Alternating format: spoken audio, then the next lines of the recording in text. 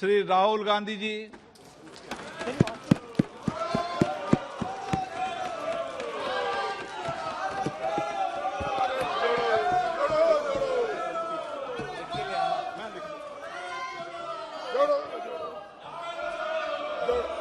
Speaker sir, thank you for allowing me to speak on the President's address. It's an honor for me to be able to speak at this house today. तो ये मुझे थोड़ा अजीब लगा कि जनता कुछ कह रही है और प्रेसिडेंट्स एड्रेस में कुछ और सुनाई दे रहा है। अच्छा, एक और चीज हमें बताई गई।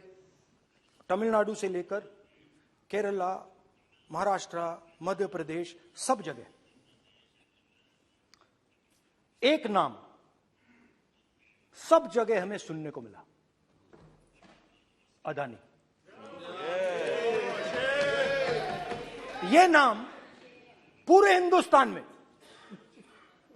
केरल में, तमिलनाडु में, महाराष्ट्र, कर्नाटका, हिमाचल, कश्मीर, सब जगह अदानी अदानी अदानी अदानी अदानी।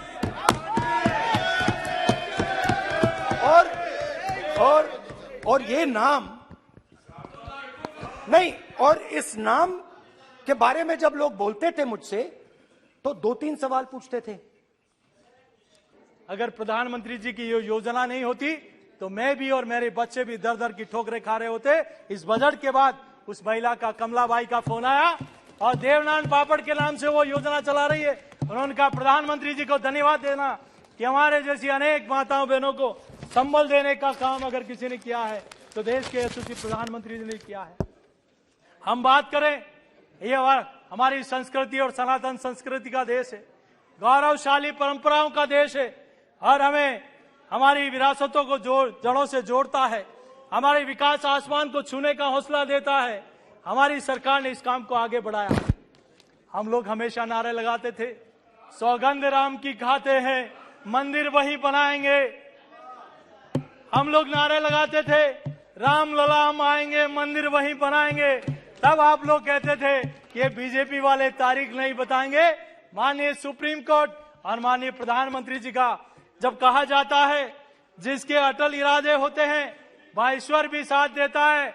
आज अयोध्या में देश का नहीं, दुनिया का सबसे बड़ा सांस्कृतिक और आध्यात्मिक केंद्र बन रहा है।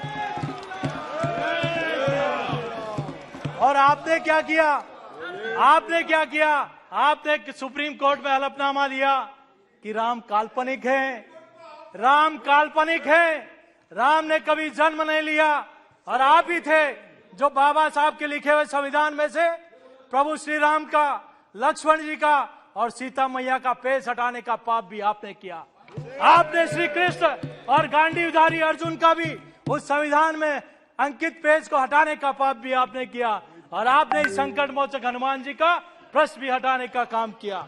आज मैं कहना चाहता हूं, आपने ये भी कहा और तब कहता हूं, शुभ कामों में हमेशा सहयोग देना चाहिए। मोदी जी की सरकार में लूट सके तो लूट लो, राम नाम की लूट है, अंतकाल पच जाएगा, जब पच जाएगा छूट तब याद आएगा राम। आजकल लोगों को सिया राम याद आ रहा